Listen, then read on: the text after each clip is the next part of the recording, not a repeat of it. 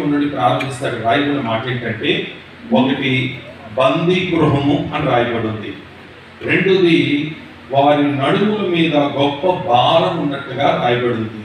మూడవ మాట మనం గమనిస్తే వారి నెత్తి మీదకి ఎక్కినట్లుగా చేసున్నారు అని రాయబడి ఉంది.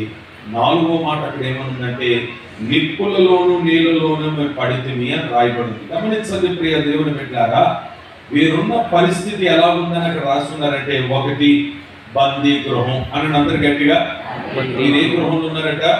బందీ గృహంలో ఉన్నారట. రెండో మాట అక్కడ రాయబడిన మాట ఏంటంటే, వారి నడుముల మీద గొప్ప భారము వేయబడినట్టుగా రాయబడింది. మూడో మాట ఏమని రాయబడిందంటే, నరులు వారి నెత్తి మీదకి ఎక్కి ఉన్నట్టుగా రాయబడింది. నాలుగో మాట మనం గమనిస్తే, నిప్పులలోను నీళ్ళలోనూ పడి ఉన్నారట. దేంట్లో పడి ఉన్నారట? నిప్పులలోను నీళ్ళలో పడి ఉన్నారు. ఈ